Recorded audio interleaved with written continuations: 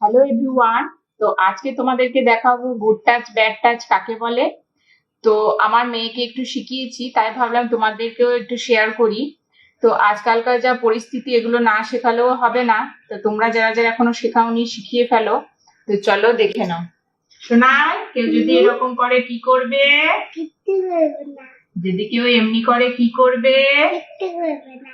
যদি কেউ এমনি করে কি করবে?